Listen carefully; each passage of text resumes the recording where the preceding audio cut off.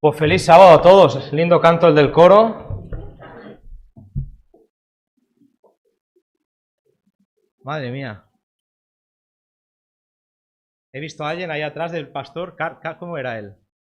¿Cómo se llama el que está detrás del pastor? ¿Cómo se llama? El portugués. Carlos. Carlos, te estoy hablando, Carlos. Como 18 años hacía que no te veía. Dios te bendiga, qué lindo. ¿Tu hijo bien o qué? ¿Sí? Le das un abrazo de mi parte. Bueno, un gusto estar con vosotros en este sábado. Todo lo que ha dicho Dani en cuanto a la amistad que nos une y el cariño que nos tenemos es cierto, y yo también lo siento así, Daniel, y te lo agradezco. La invitación a estar contigo en tus iglesias aquí en Asturias. Traigo saludos del pastor Josué Reta. Siempre que vengo a Asturias o que hablamos de Asturias, se le iluminan los ojos. Él tiene mucho cariño a esta iglesia, a estas iglesias. Así que de parte de Josué Reta, hoy por la mañana le mandaba una foto y me pedía que os saludara, así que quedad todos saludados. Decía Daniel cuando me presentaba, y siempre llama la atención, ¿no? Cuando dice, tiene 5 hijos, y es que es verdad que hasta a mí me sorprende la cantidad de hijos que tengo. 5, son un montón, ¿eh? En una era como la nuestra, en la que tener 1 ya es un milagro, tener 2 empieza a complicarse la cosa, 3 ya es familia numerosa, 5 hijos tenemos. Y la idea es que tuvimos 3 en la primera camada, que le llamo yo. Tenemos a Ezequiel, tenemos a Nehemia, tenemos a Jairo. Estos son los grandes que están en Argentina, viven allí, estudian allí. Ahora están con nosotros 2 de ellos porque se van el día 7 para estudiar. Y después, con el paso del tiempo, hemos acogido a 2 pequeñitos, a Mateo de 4 años y a Bárbara de 3. Así que eso del nido vacío nunca ha acabado de darse. En cuanto se vació, lo llenamos otra vez. 5 hijos tenemos, 3 grandes y 2 pequeñitos, y efectivamente viajaron conmigo Jairo, que es el pequeño de los grandes, el de 20 años, viajó conmigo ayer, y vino Mateo y Bárbara, los pequeñitos, y hubieran venido, pero Bárbara ha pasado mala noche, muy mala noche, y eso ha afectado a la mamá, a mi esposa, y me ha afectado a mí, pero yo tenía que venir. Le pedí a Dani, le rogué que pasara de mí esta copa de venir hasta aquí, quedarme en su casa en la chimenea, pero me dijo no. Porque mi poder se perfecciona en tu debilidad. Así que aquí estamos juntos compartiendo y muy feliz de hacerlo. Así que queda presentada mi familia. Pido, bueno, pues disculpas en nombre de Nancy, que vino para acompañarme, pero finalmente por Bárbara, nuestra pequeñita de 3 años, tiene tendencia a enfermarse. Es una niña que ya vino con mucha debilidad. Así que el cambio de clima y lo que a mí me gusta, que es que llueva, pues a ella le ha hecho pasar mala noche. Dicho esto, un gusto estar con vosotros, que Dios os bendiga. Y si os parece, pues vamos a la palabra de Dios. El título genérico que le pusimos al fin de semana es una expresión que aparece en el libro de Ageo, o que por lo menos en nuestras Biblias se ha traducido así, y es el deseado de todas las naciones. Vendrá el deseado de todas las naciones. Es un título que da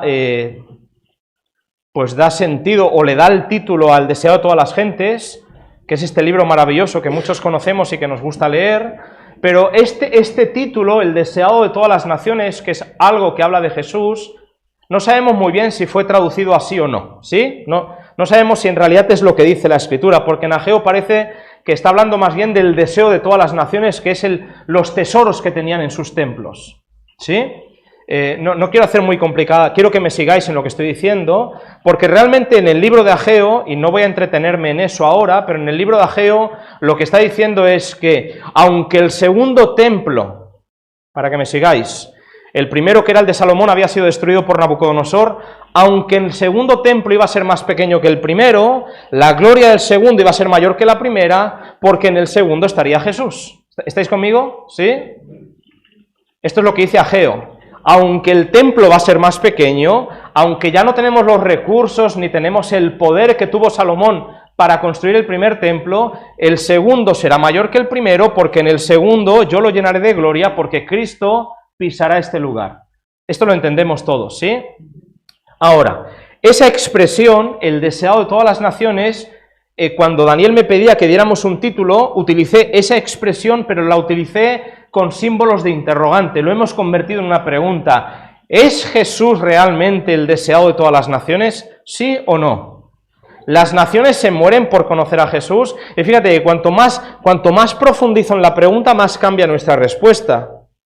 ¿La gente necesita a Jesús? ¿Sí o no? Pero la gente no busca a Jesús. Es triste, vivimos en una paradoja. El mundo se muere porque no tiene la esperanza que Jesús viene a ofrecer, y sin embargo el mundo de quien no quiere saber es del Jesús que nosotros queremos compartir. Es un poco paradójico, por eso lo ponía entre símbolos de interrogante. ¿Será que Jesús es hoy el deseado? Fijaos la palabra, el deseado de todas las naciones, y la respuesta es, no lo parece. Si la pregunta la profundizamos un poquito más y la hacemos un poquito más amplia, querida iglesia, la pregunta que nos podríamos hacer ¿es Jesús el deseado de todas las iglesias? Ya no de las naciones, sino de las iglesias. Y la respuesta podría ser que sí, pero a veces es que no. Porque hay muchas iglesias que tienen mucho mensaje, mucha historia, mucha parafernalia, pero no tocan, no predican, no exaltan la figura de Jesús. ¿Estáis conmigo o no?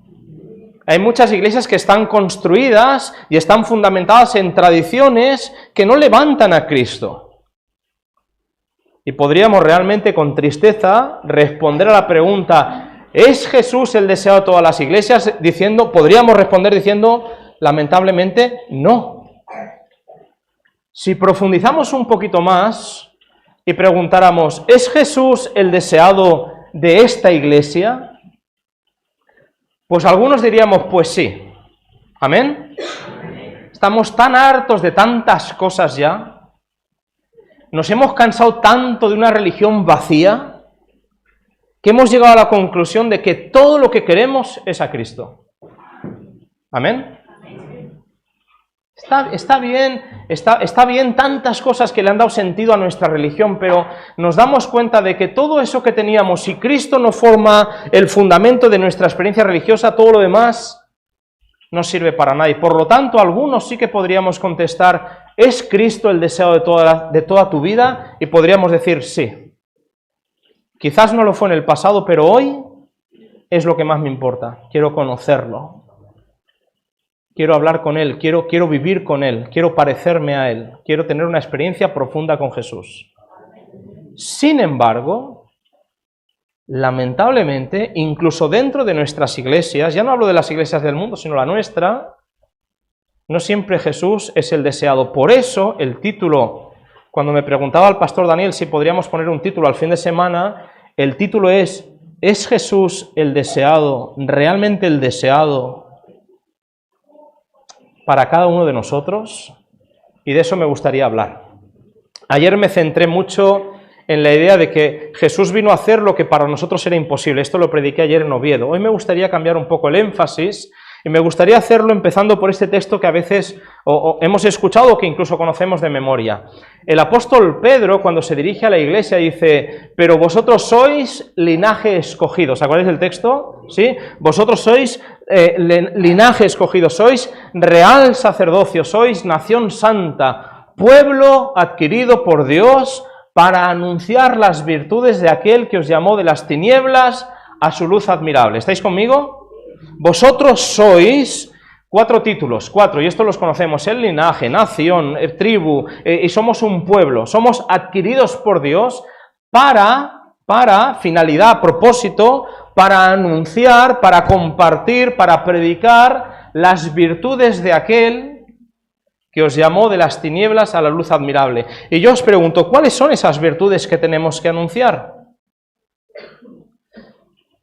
¿Estáis de acuerdo conmigo que el texto lo que dice es, la iglesia tiene propósito, la iglesia tiene sentido, la iglesia tiene una razón de ser, siempre y cuando la iglesia anuncie las virtudes de Él? ¿Estáis conmigo o no? No hemos venido a hablar de nosotros. Lo buenos que somos, los cargos que ocupamos, lo mucho que sabemos, lo mucho que nos cuidamos, lo bien que comemos, lo bien que nos vestimos, lo bien que cantamos. No venimos a hablar de nosotros. ¿Estáis conmigo o no? Somos iglesia en el momento en el que nosotros tenemos el propósito y tenemos el deseo y tenemos la intención de proclamar las virtudes de aquel que es el que da sentido a la iglesia. ¿Sí? ¿Y cuáles son esas virtudes de las que hablamos? ¿En qué nos deleitamos? ¿Cuál es el propósito? ¿Qué llena nuestra predicación de palabras? Cuando yo pienso en mi experiencia religiosa, si un vecino me pregunta, ¿tú vas a la iglesia? ¿Y en qué crees? ¿Qué es lo primero que sale por mi boca? ¿De qué hablo? Pues no como cerdo. ¿Es eso lo que tú anuncias? ¿Es eso lo que el mundo necesita saber? Esa es la razón por la que Dios te ha llamado a la iglesia, para que anuncies al mundo que tú no comes cerdo. Y no quiero quitarle importancia a lo que hacemos o a lo que dejamos de hacer. Solamente digo que si tuviéramos una conversación de ascensor, yo vivo en el 6º, allí en Coslada. Si yo bajo del 6º al 1º, y en el 5º me pilla un vecino en el ascensor que también baja, si tenemos 5 pisos, 5, 4, 3, 2, 1, y yo voy vestido así, y me dice, ¿a dónde va? Y yo le digo, es que soy pastor y voy a predicar. ¿Y qué vas a predicar? Tengo 3, 2, se me acaba el tiempo, nos vamos a separar, ¿sí o no? El ascensor va a llegar abajo, ¿qué le digo? ¿Qué le anuncio? Y entonces la Biblia dice, oye, si vas a anunciar algo, si vas a decir algo, si vas a compartir tu testimonio, anuncia lo bueno que es ¿quién? Él. ¿Estáis conmigo o no hasta ahora? ¿Sí? Hemos sido llamados a anunciar las virtudes, las cosas buenas, lo bueno, lo paciente, lo maravilloso, lo eterno, lo bellísimo que es ¿quién? Él. ¿Estáis conmigo, verdad? Hemos sido llamados a anunciar quién es Él. ¿Quién es Él? Cuando vamos al Evangelio de Juan, y me gustaría citar 2 textos del Evangelio de Juan, encontramos lo siguiente. Jesús ya ha lavado los pies de los discípulos. ¿Qué día de la semana es? Estas preguntas, ¿cuál? Es un jueves. Es un jueves.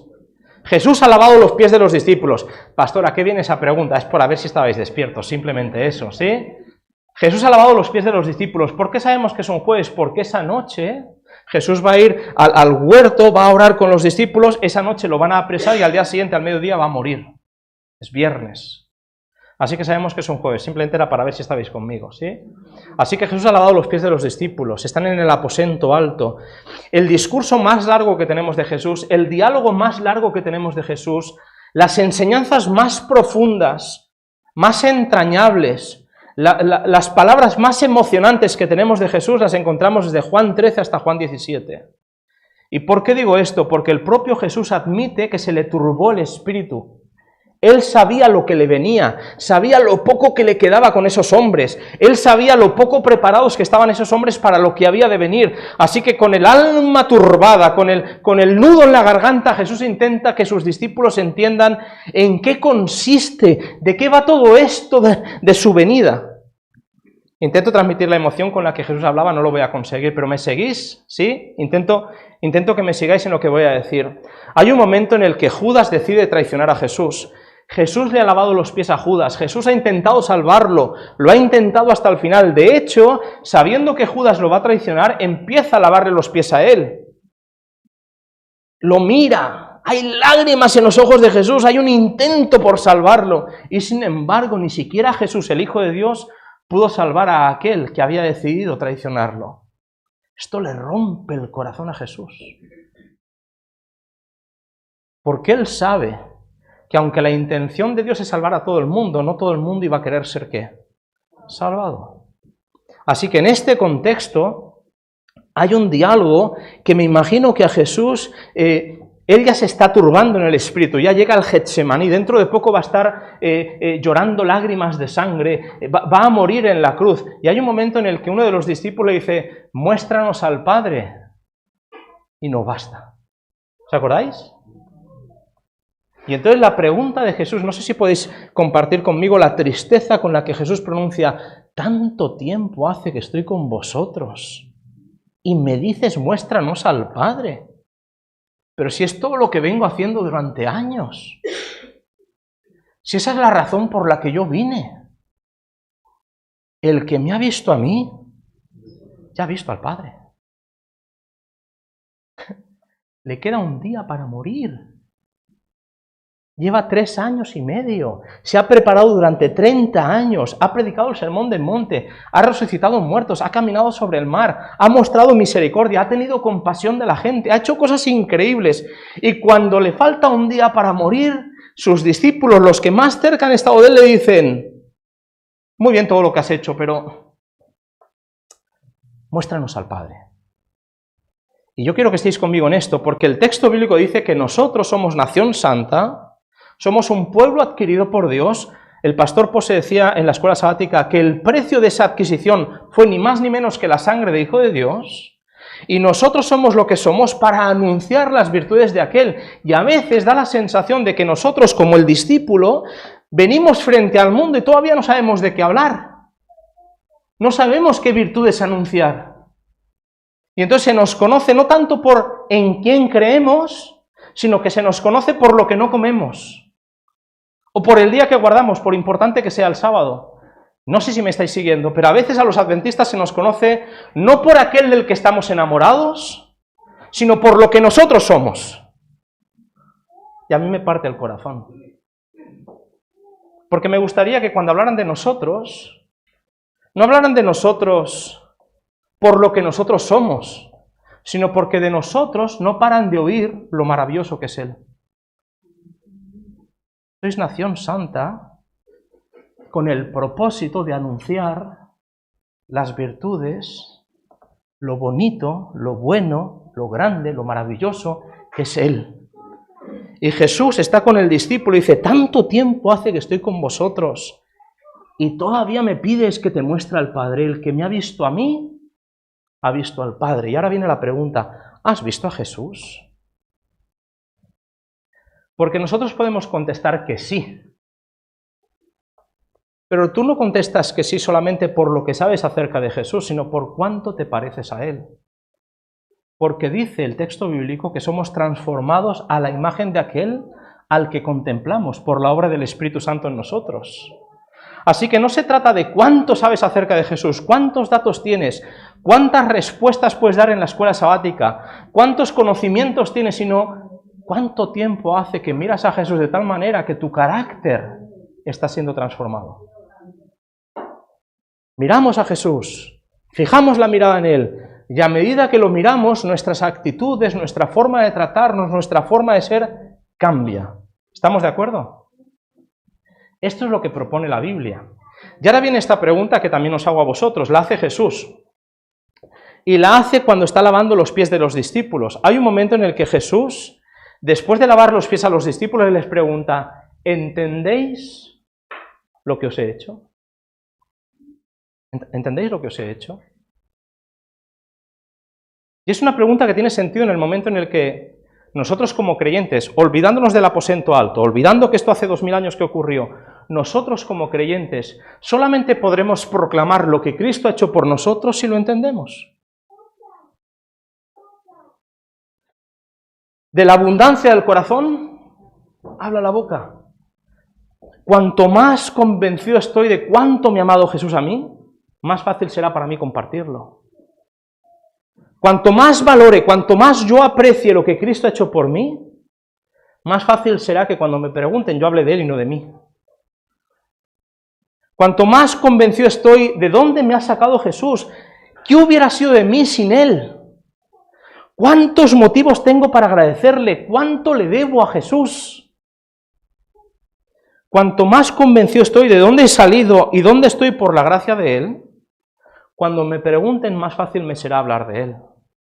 Por eso en la escuela sabática, cuando preguntábamos acerca de esto, decíamos: la cruz de Cristo será el canto, será la ciencia de los redimidos por toda la eternidad. Será el canto, será el objeto de alabanza, ¿sí o no? El canto será el objeto de alabanza. Es que nos apetecerá cantar de Él, porque cuanto más aprendamos a vislumbrar, a conocer, a discernir, a entender qué es lo que Él estuvo dispuesto a hacer por nosotros, más ganas tendremos de alabarle. Pero también será el objeto de nuestro estudio, será la ciencia, el objeto de nuestro estudio. Necesitaremos toda la eternidad para entender, para valorar, para agradecer lo que Cristo estuvo dispuesto a hacer por nosotros. ¿Hasta aquí me seguís? ¿Cuáles son las virtudes de aquel que nos llamó? ¿Cuáles son las virtudes? Y podríamos aquí hacer una lista, ¿no?, de virtudes. Él es bueno, es misericordioso, es paciente, es eterno, es todopoderoso, omnisapiente. Podríamos hacer un montón de virtudes. Y de hecho, cuando vamos a la Biblia, hay textos que de alguna forma nos facilitan el poder hablar de las virtudes de Dios. Y quiero que me sigáis solamente por repasarlas, las conocemos de memoria, pero cuando Moisés le pide a Dios, muéstrame tu gloria, ¿os acordáis? Muéstrame tu gloria, enséñame cómo eres. Quiero verte, quiero conocerte de forma más íntima. Entonces dice que Dios dice, te mostraré mi gloria, ¿os acordáis? Y lo esconde en la peña, y cuando pasa, proclama el carácter de Dios. Y me gustaría que lo pudiéramos leer juntos en Éxodo capítulo 34, aunque lo conozcamos de memoria, pero mirad qué bonito es esto. Éxodo capítulo 34, versículos 6 y 7. Jehová pasó por delante de él y exclamó. Vamos a hablar de las virtudes de aquel que nos llamó, vamos a hablar de quién es Dios. ¿Por qué estamos aquí nosotros? ¿Qué es lo que nos mantiene en la iglesia? ¿Qué es lo que le da sentido a nuestra esperanza? ¿Lo bueno que somos, lo bien que nos llevamos o lo bueno que es Él? Porque si dependemos de lo buenos que somos nosotros, tarde o temprano dejaremos de estar aquí, ¿sí o no? Mira qué bonito es esto, ¿eh? Dios proclamó, Jehová, Jehová, Dios fuerte, misericordioso y piadoso, tardo para la ira y grande en misericordia y verdad, que guarda misericordia a millares, que perdona la iniquidad, la rebelión y el pecado, pero que de ninguna manera tendrá por inocente al malvado, que castiga la maldad de los padres en los hijos y en los hijos de los hijos hasta la tercera y cuarta generación. Qué texto más, qué vislumbre de quién es Dios. Tardo para la ira, él no es como nosotros. A veces nosotros no escuchamos a la persona que tenemos delante y nos enfadamos antes de que nos explique por qué ha pasado lo que ha pasado. Y ya estamos enfadados, ¿me entendéis? Estamos como predispuestos al enfado.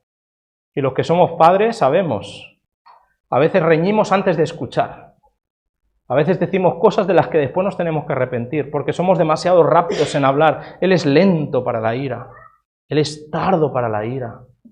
Es rápido para la misericordia. Es rápido en perdonar.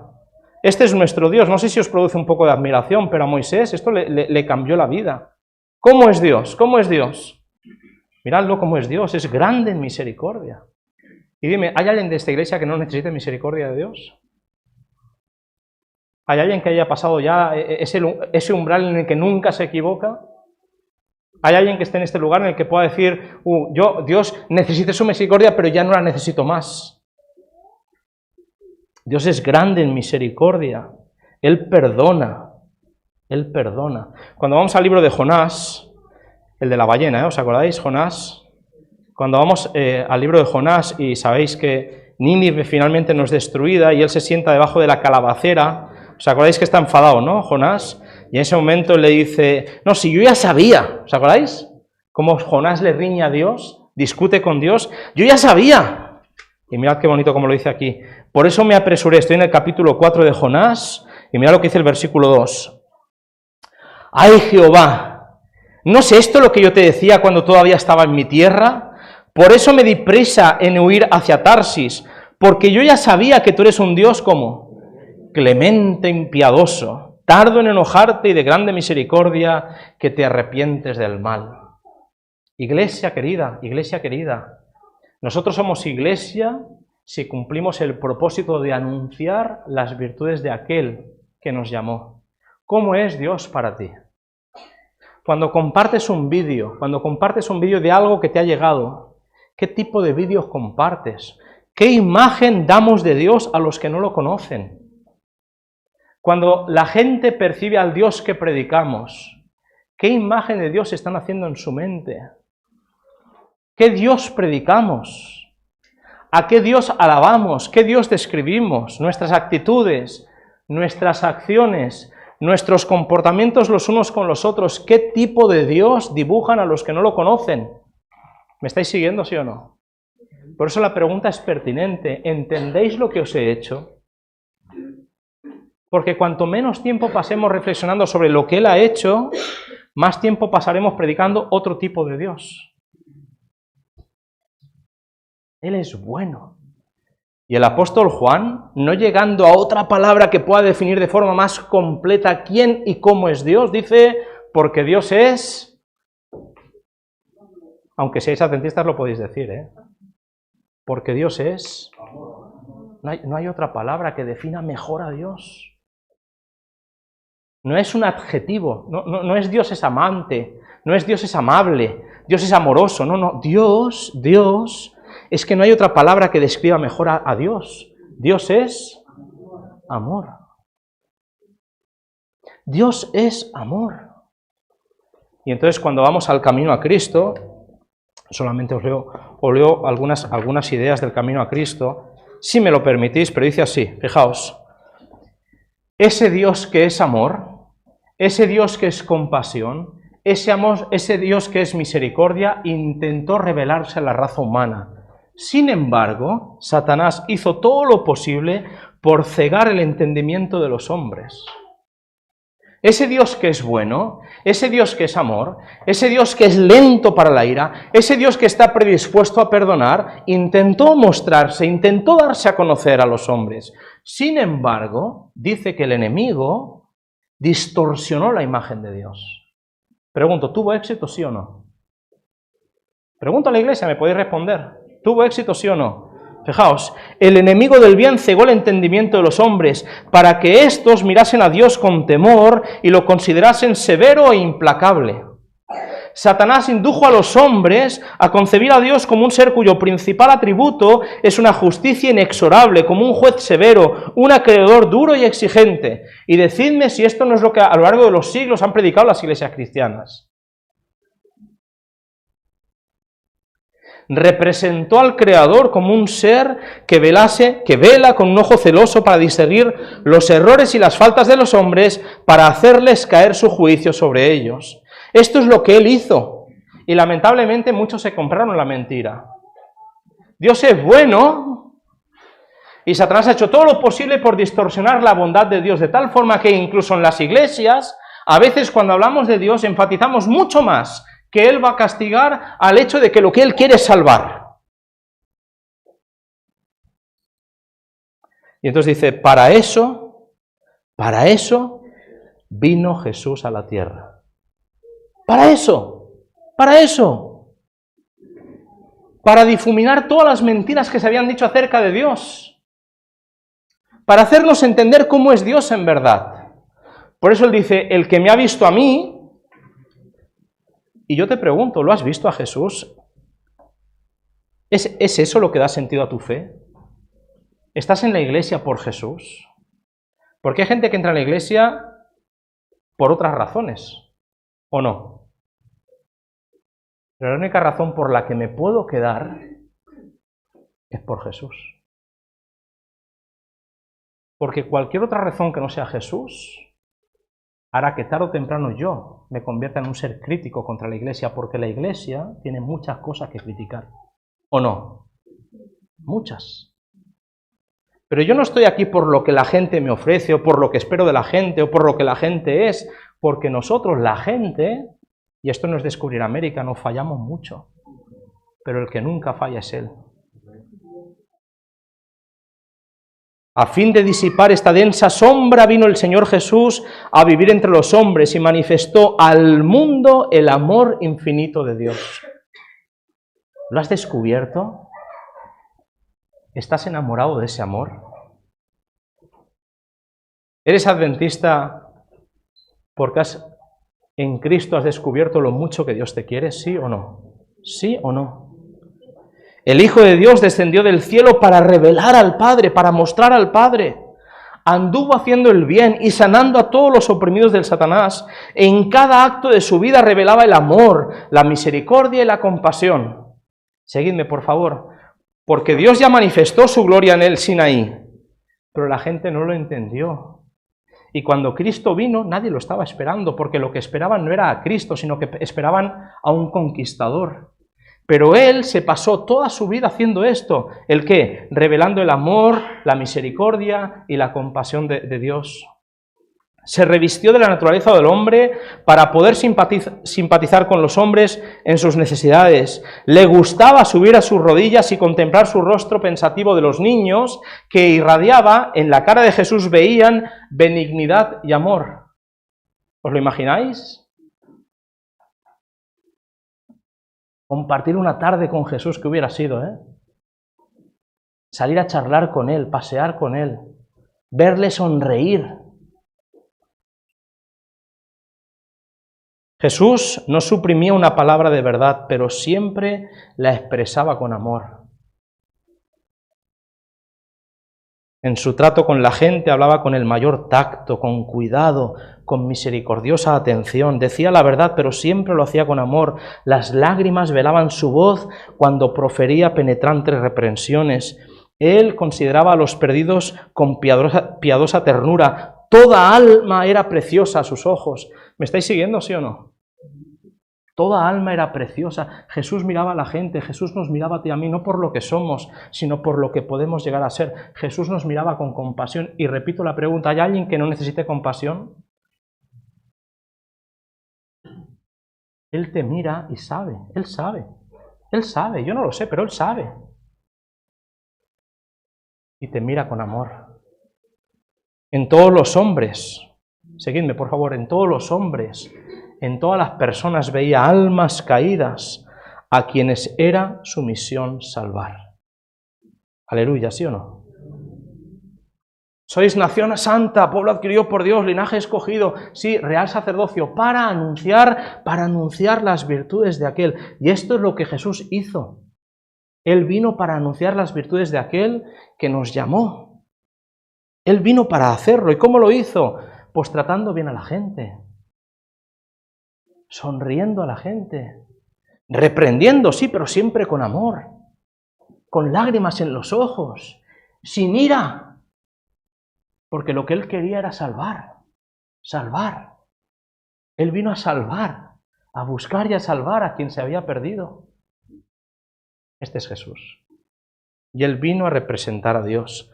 Por eso, llegamos al punto en el que ella dice, Jesús, escúchame bien, vivió, sufrió y murió para redimirnos. Lo vuelvo a decir, Jesús, y no tenía necesidad de hacerlo. Y nadie le obligó a hacerlo. Lo hizo porque quiso. Jesús vivió, sufrió y sufrió mucho. Y murió para redimirnos. ¿Amén? Por eso la frase dice, la cruz de Cristo, hermanos míos queridos, será la ciencia y el canto de los redimidos por un par de años, por 10 años, por 10.000 años, no, por toda la eternidad, por los siglos de los siglos. Hoy es sábado, y aquí estamos. Algunos pensando, a ver qué han traído de comer hoy, ¿no? Uy, se me está haciendo un poco largo el pastor. No sé qué estáis pensando, me da un poco igual, pero en realidad aquí estamos en sábado. Y lo que estamos haciendo en este sábado aquí en Asturias, lo que estamos haciendo es simplemente adelantarnos a lo que haremos por el resto de la eternidad, anunciar las virtudes de aquel que nos amó. Esto es lo que haremos en el cielo, sí que acariciaremos leones y eso va a estar chulo, y vamos a viajar por otros mundos, va a ser muy bonito, pero lo que haremos, aquello en lo que más nos vamos a deleitar, lo que más nos va a gustar, es hablar de Jesús. Gracias por ese amén. Porque si eso es lo que más me va a gustar en el cielo, más vale que sea lo que más me gusta aquí, en la tierra, ¿sí o no? Porque esto es la antesala del cielo. Mi experiencia en la iglesia es una experiencia de preparación para lo que me encontraré en el cielo. Aquí en la iglesia me preparo para lo que vendrá mañana. Y yo me pasaré toda la vida, toda la eternidad, alucinado, agradecido, maravillado, porque Cristo, que es Dios, estuvo dispuesto a dejarlo todo para morir en una cruz. Y todo para salvarme. Jolín. Por eso vengo a la iglesia. Si ya sé que la iglesia se cae a pedazos, ya lo sé. Pero yo sigo siendo parte de la iglesia porque es el único medio que tengo para decirle al mundo que Dios es tan bueno, que murió por ti y por mí y que pronto volverá. Y esto es lo que hace que la iglesia tenga sentido. Y solo la iglesia tiene sentido cuando anunciamos las virtudes de aquel que nos llamó, lo bueno que es Él, no lo buenos que somos nosotros. Mirad los adventistas, cuánto viven, y qué bien comen, y qué bien se visten, y qué bien cantan. Es que a nadie se nos ha pedido que hablemos de nosotros. Lo que se nos ha pedido es que hablemos de Él. Nuestro propósito no es llenar las iglesias, nuestro propósito es salvar a uno. ¿Amén? Amén. Y la única forma de salvar es hablando de aquel que estuvo dispuesto a morir por cada uno de los que estamos aquí. Así que tenemos este texto, ¿verdad? Dice, hemos sido llamados a anunciar sus virtudes. Y Jesús pregunta, ¿tanto tiempo hace que estoy con vosotros y todavía no lo has visto? Y la segunda pregunta que viene después es, ¿entendéis lo que os he hecho? ¿Que nos ha hecho dónde? En la cruz. La máxima revelación del amor de Dios es la cruz de Cristo. Por eso ya dice, dejadme que lo lea porque son citas que aunque yo quisiera decirlo con mis palabras, ella lo dice mejor. Simplemente lo comparto. Cuanto más estudiamos el carácter divino a la luz de la cruz, mejor vemos la misericordia, la ternura y el perdón unidos a la equidad y la justicia, y más claramente discernimos las pruebas innumerables de un amor infinito y de una tierna piedad que sobrepuja la ardiente simpatía y los anhelosos sentimientos que la madre tiene hacia su hijo que se ha perdido.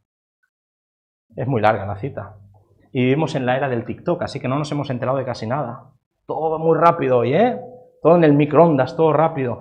Pero lo que está diciendo es, cuanto más miramos la cruz de Cristo, mejor vemos revelado el carácter de Dios.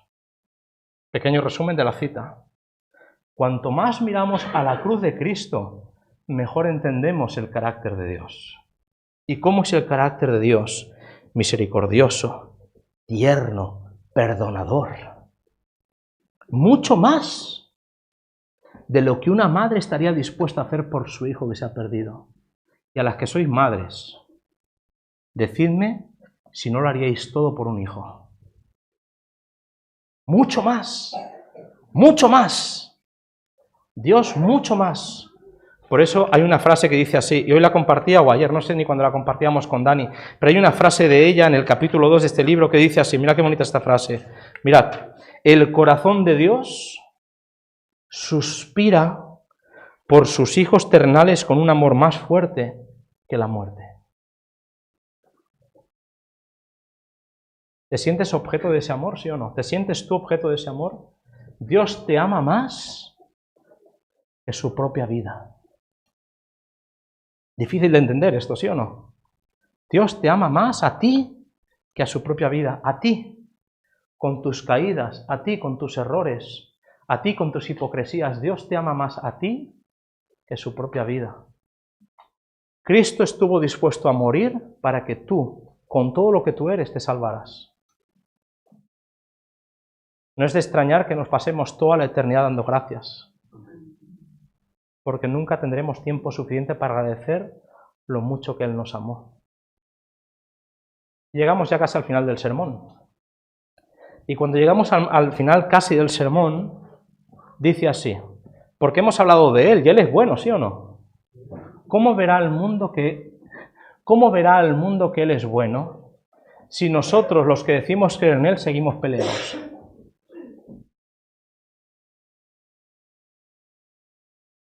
Es un gran misterio y no tengo una respuesta. No hablo de los adventistas, que estamos peleadísimos la mitad. Que si unos creen una cosa, otros creen otra, que si la música, que si la... Está complicada la cosa, pero el mundo cristiano está mucho más complicado todavía. ¿Me seguís o no? ¿Cómo verá el mundo? Jesús, en la oración que hace en Juan 17, dice, para que estén unidos, para que el mundo crea. El mundo no cree por lo que decimos, hermanos míos queridos. El mundo no cree por los discursos que damos, que algunos son muy bonitos. El mundo cree por lo que ve en nosotros, cómo nos tratamos, cómo nos queremos, cómo nos perdonamos, cómo nos tratamos con amor, con cuánta misericordia nos tenemos. Y yo entiendo que cuando estás en la iglesia hay alguno que está aquí sentado, como yo no os conozco lo puedo decir, pero me imagino que de entre toda esta muchedumbre habrá alguno que es muy difícil de amar, ¿sí o no? ¿En quién estás pensando? No lo digas, ¿eh? Es que si conocieras a fulanito o a menganito, o a fulanita o a menganita, es que hay gente que es compleja, que nos lo pone muy difícil. Y no quiero alargarme más en esta situación, porque de esto se trata. Lo que es imposible para nosotros, solo en Cristo podemos amarnos unos a otros como Él nos amó, solo en Cristo. ¿O acaso los discípulos, mientras Jesús lavaba los pies, no estaban peleándose para saber quién de ellos sería el primero? Decidme. Jesús lavando los pies, a pocas horas de morir en la cruz, y estos tipos peleándose entre ellos. Envidiosos perdidos. ¿Por qué ha empezado por Judas? ¿Y qué hace Juan a su izquierda? ¿Y qué hace Judas a la derecha? Peleándose entre ellos. Y solamente cuando empezaron a entender el amor de Dios por ellos, dejaron de pelearse entre ellos. Porque la única forma de ser iglesia es que aprendamos a mirar a aquel que nos amó. Entonces dice, una cita muy conocida y que se ha utilizado mucho, dice así: Cristo espera con un deseo anhelante la manifestación de sí mismo en la iglesia. Escuchad bien, por favor, escuchad bien. Cristo espera. ¿Hay alguien que quiera que Cristo venga, sí o no? Decidme, levanta la mano. ¿Hay alguien que está deseando que Cristo venga? Escuchad, Cristo espera. Si tú estás con ganas de que Él venga, muchas más ganas tiene Él de venir. ¿Estáis conmigo, sí o no? Cristo espera con un deseo anhelante la manifestación de sí mismo en la iglesia. Y ahora dice, cuando el carácter de Cristo sea perfectamente reproducido en su pueblo, entonces Él vendrá para reclamarlo como suyo. El carácter, y ya lo hemos definido, así que no hay lugar a dudas de lo que está hablando. ¿Cuál es el carácter? ¿Cuál es la gloria de Dios? Misericordioso y clemente, perdonador, paciente, cariñoso, lleno de amor. Cuando Él vea que aquellos que nos decimos llamar cristianos nos tratamos como Cristo nos trató, entonces Él vendrá a decir, estos son míos. Mientras tanto, ya podemos tener profecía, ya podemos tener mensaje, ya podemos ser hipervegetarianos, que Él no vendrá. Porque no es cuánto sabes acerca de Él, es cuánto te pareces a Jesús. Y la única forma de parecerse a Jesús es fijando por la fe la mirada en Él. Y hay mucho ruido, y en el adventismo también. Y si hay alguien que no sea adventista, que no se asuste, porque en todas las religiones pasa lo mismo. Hay mucho extremismo, mucho fanatismo, mucha historia. Pero el centro de nuestro mensaje, lo único por lo que vale la pena vivir, es por conocer a aquel que nos amó y se entregó a sí mismo por nosotros.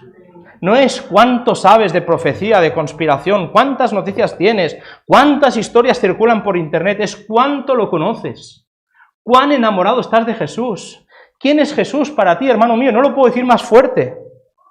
El adventismo se muere, no porque no haya una reforma en la iglesia, sino porque no predicamos y no conocemos a Cristo. Y solamente cuando aprendamos a conocer a Jesús, cuando estemos enamorados de Él, cuando nos apasione su carácter, su bondad, su belleza, cuando esto sea nuestro discurso, entonces aprenderemos a amarnos unos a otros. Y entonces Jesús vendrá a reclamarnos como suyos. Así que mi invitación, querido hermano, es esta. El deseado de todas las naciones es lo que más deseas tú en tu vida, ¿sí o no? ¿Es Jesús lo que tú más anhelas? Me da igual lo que los demás hagan, no me importa cuánto ruido hagan, yo vengo aquí porque quiero conocer y seguir a Jesús. Ojalá que esa sea tu respuesta, hermano mío querido. Ojalá que sea nuestra experiencia y ojalá que cuando Cristo venga nos reconozca como suyos. Amén.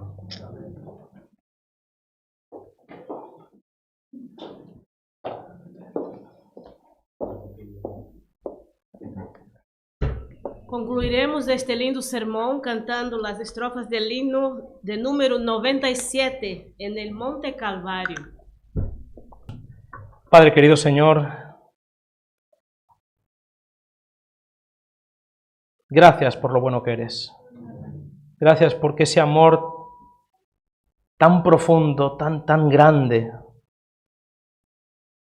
es el que te motivó, Señor, a entregarlo todo para salvarnos. Tu gozo será, Señor, vernos a cada uno de nosotros delante de ti. Tu alegría, entonces podrás decir que ha valido la pena. Y Padre Santo, hoy estamos aquí para decir que eres bueno, eres bello, que admiramos, Señor, tu paciencia, admiramos tu compasión, que no tenemos palabras, Señor, para describir cómo es tu misericordia, que nos mira con compasión. Cuánto la necesitamos, Señor. Que todo es por Jesús y gracias a Él. Que Él es el fundamento, es el que es la roca sobre la cual nosotros como creyentes somos edificados. Padre querido, hoy en este lugar, desde nuestra pequeñez, queremos unirnos, Señor, a esos coros angelicales que de sábado en sábado proclaman que eres bueno en gran manera. Nosotros pensamos lo mismo, Padre, eres bueno. Y en esa bondad, Señor, nos santificas. Y en esa bondad nos salvas. Y en esa bondad nos persigues. Y en esa bondad, Señor, nos cuidas. Y en esa bondad tienes paciencia. Porque no quieres que ninguno de los que estamos aquí perezcan, sino que todos alcancemos por tu gracia la vida eterna. Gracias, Padre, porque eres así. Hoy salimos de aquí dispuestos, Señor, a hablar de ti, a proclamar tus virtudes, tu bondad, tu belleza. Gracias porque nos das el privilegio de compartir con los que no te conocen todavía lo bueno que eres tú. En el nombre de Jesús. Amén.